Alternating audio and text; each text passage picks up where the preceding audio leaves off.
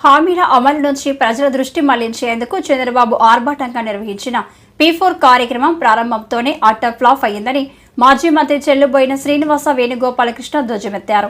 P4 ప్రారంభ కార్యక్రమంలో బీసీల పట్ల చంద్రబాబు చేసిన అనుచిత వ్యాఖ్యల పట్ల ఆగ్రహం వ్యక్తం చేశారు.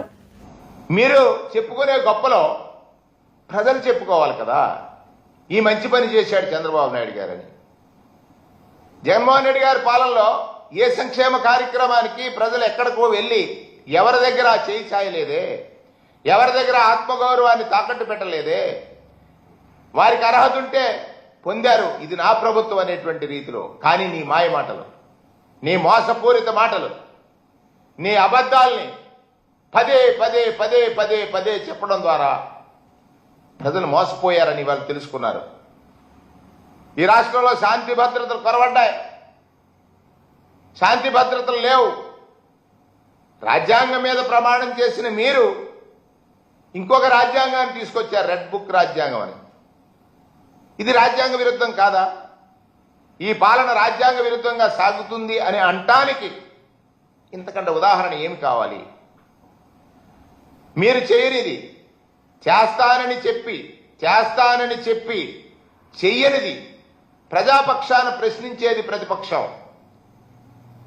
ప్రభుత్వం అధికారంలో రావడానికి ప్రజలకు ఇచ్చినటువంటి అనేక హామీలు ఉన్నాయి. హామీలు అమలు చేయడానికి మీ దగ్గర ధనం ఉంది. జగన్మోహన్ రెడ్డి గారు అప్పులు చేసి ప్రజా సంక్షేమం జరిపాడని మీరు అంటారు. మీరు ఈ 10 మాసాల కాలంలో 1,53,000 కోట్ల అప్పులు చేశారు. 1,53,000 అప్పులు చేశారు. మీరు దిగిపోయే నాటికి 2019లో ఖజానాలో 100 కోట్లుంటే జగన్మోహన్ రెడ్డి గారి ప్రభుత్వం దిగిపోయే నాటికి, మీ ప్రభుత్వం వచ్చే నాటికి 7,000 కోట్లు ఖజానాలో ఉంటే ప్రభుత్వ పథకాలు అమలు చేయడానికి మీకు మనసు లేదే.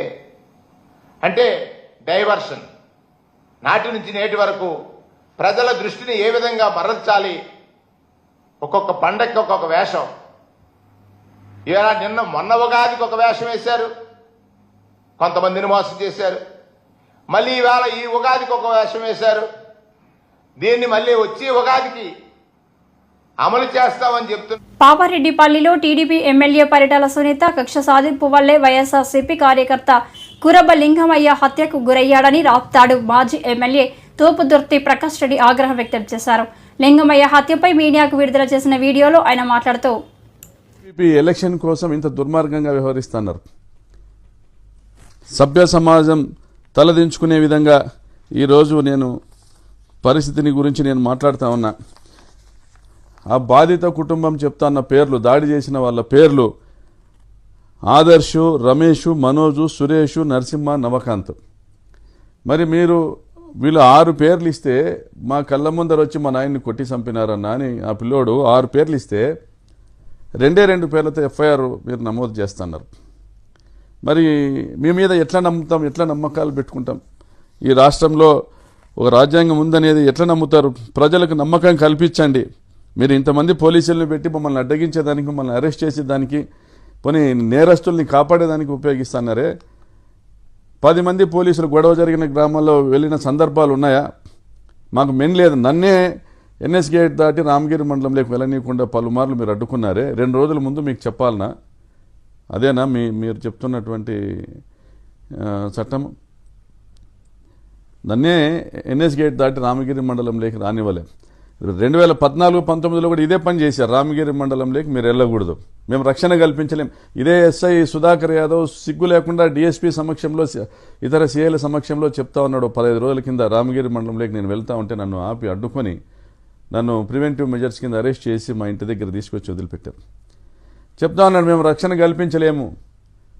అయ్యా, మీ దగ్గర అందరి దగ్గర తుపాకులు ఉన్నాయి, మాకు గన్మెన్లు ఉన్నారు, మరి ఇంతమంది ఉన్నారు, మీరు ఇంతమంది అధికారులు పోయి 10 నిమిషాలు దేవుని గుడిలో గుడి ఓపెనింగ్ ఉందో టెంకాయ కొట్టుకొని వద్దాం అంటే కూడా మాతో కాదు, ఈ తుపాకులతో అక్కడ ఏమి చేయలేమంటే మరి ఏం మరఫిరంగులు ఉన్నాయా, లేకపోతే వాళ్ళ దగ్గర ఏం ఆయుధాలు ఉన్నాయి, ఏం జరుగుతుంది రామగిరి మండలంలో, మీరే ఎస్హెచ్ఓ, రక్షణ కల్పించాల్సిన బాధ్యత మీరే ఇలా అంటే ఎలాగని నేను మాట్లాడాను. దాన్ని వక్రీకరించారు, కులాలకు అన్వయించారు. మరి ఈరోజు చనిపోయినటువంటి కురుబ కులస్తుడు సుధాకర్ యాదవ్ నిర్లక్ష్యం. పార్వతీపురం మన్యం జిల్లాలో జరిగిన హత్య కేసులో కీలక విషయాలు పోలీసులు వెల్లడించారు. పెళ్లి చేసుకుందామని పిలిచి ప్రియుడే హత్య చేసినట్లు సాలూరు ఏఎస్పీ అంకిత సురానా పేర్కొన్నారు. Under 194 BNSS, that is dead due to hanging. కానీ ఆ సీన్ ఆఫ్ క్రైమ్ వెళ్ళినప్పుడు సిఐ, ఇద్దరు CI, Saluru town, Saluru rural CI and entire team of 3 sub inspectors, వాళ్ళకి సస్పిషన్ అయింది that there is something wrong. It is not a dead due to hanging, but there is some suspicion. So అక్కడ scene of crime వెళ్ళి they have investigated the entire case. Mamidipalli Chiprapalasa క్యాషూటోప్లో ఇది hanging జరిగింది. So అక్కడ వెళ్ళిన తర్వాత they have taken up the investigation, and investigation they found that there was one suspect whose name is Perumala Ram Babu alias Sriram, 26 years, Dattivalasa village of Salur Mandal. On finding out about the suspect, the entire story has come out.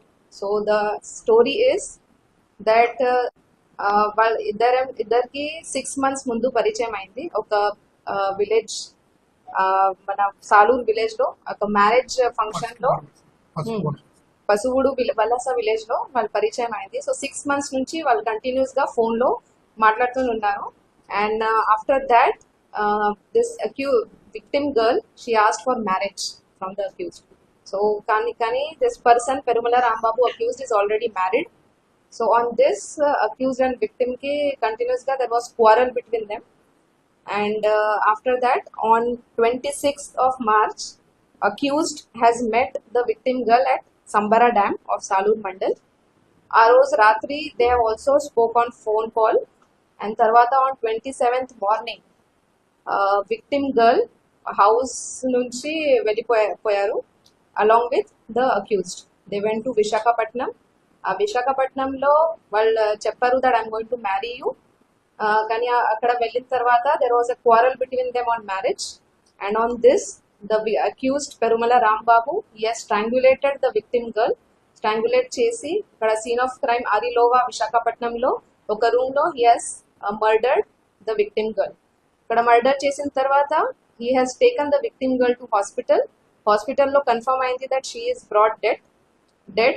తర్వాత he has taken help of his friend A1's friend A2 also helped. Vizag నుంచి A1, A2 and the dead girl was brought on motorbike.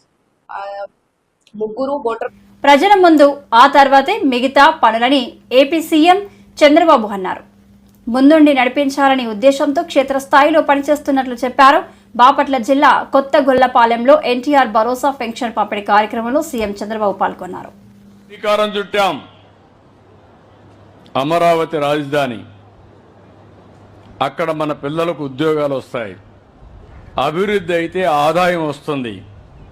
ఆదాయం వస్తే సంక్షేమ కార్యక్రమాలు ఇవ్వడానికి అవకాశాలు వస్తాయి. మళ్ళీ అమరావతిని గాడిన పెట్టాం. చురుగ్గా పనులు అవుతున్నాయి. 3-4 సంవత్సరాల్లో మళ్ళీ అమరావతికి పూర్వ వైభవం తెచ్చే బాధ్యత ఈ ప్రభుత్వం తీసుకుంటామని కూడా మీకు తెలియజేస్తున్నా. ఇంకో పక్కన పోలవరం, ఆంధ్రప్రదేశ్ రాష్ట్రానికి ఒక జీవనాడి. నీళ్లు కావాలి. గోదావరిలో నీళ్లు సముద్రం లేకపోతున్నాయి.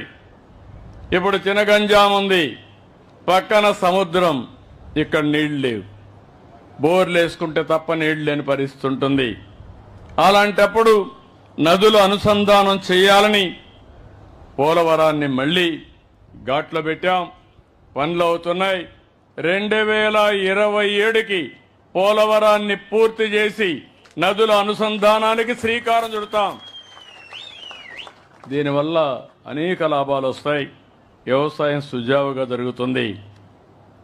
విశాఖపట్నం స్టీల్ ప్లాంట్ మీకు అందరికీ జ్ఞాపకం ఉంటుంది. విశాఖ హక్కు, ఆంధ్రుల హక్కు అని పోరాడాం. ప్రాణ త్యాగాలు చేశారు.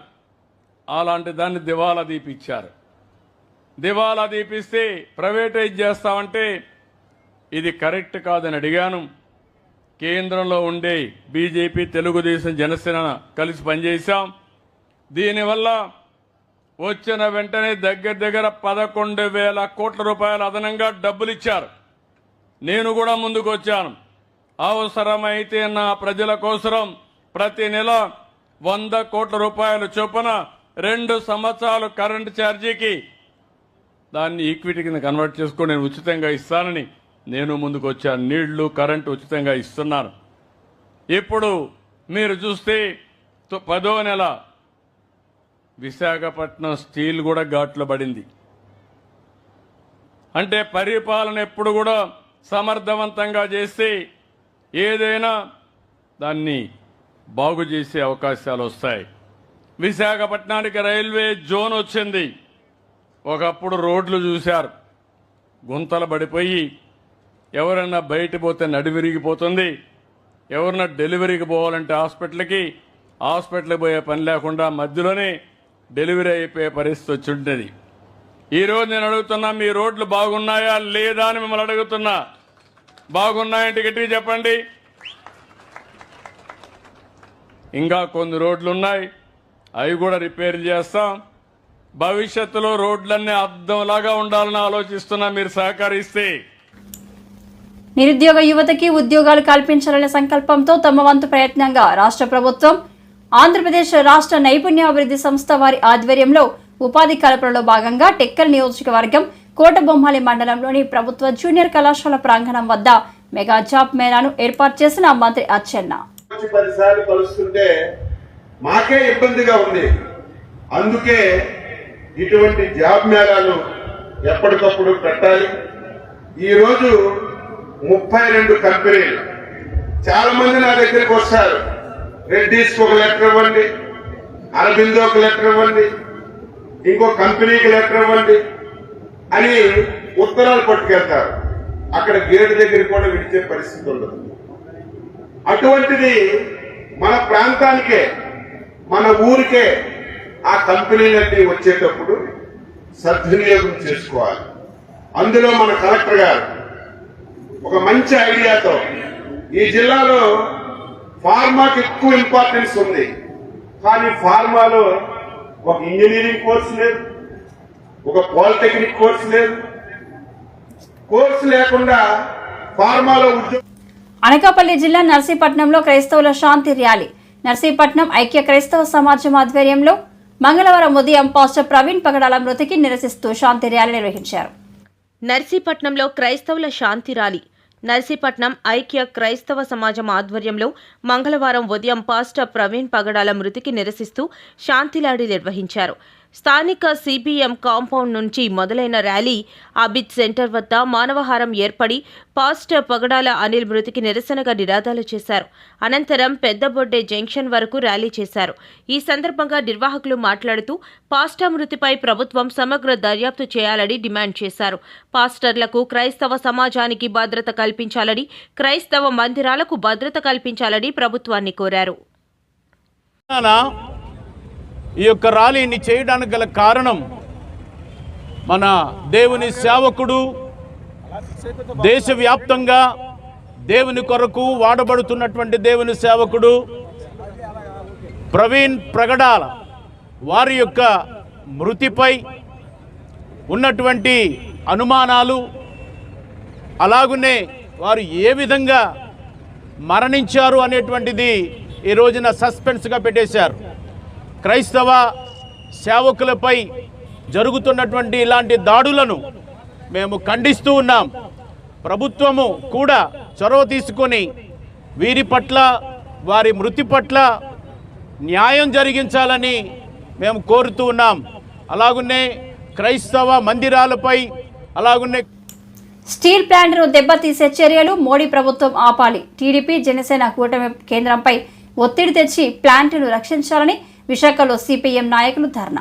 కాంట్రాక్టు కార్మికుల తొలగింపు కేంద్ర రాష్ట్ర ప్రభుత్వాలు వెంటనే ఆపాలి. స్టీల్ ప్లాంట్కి సొంత గనులు కేటాయించాలి.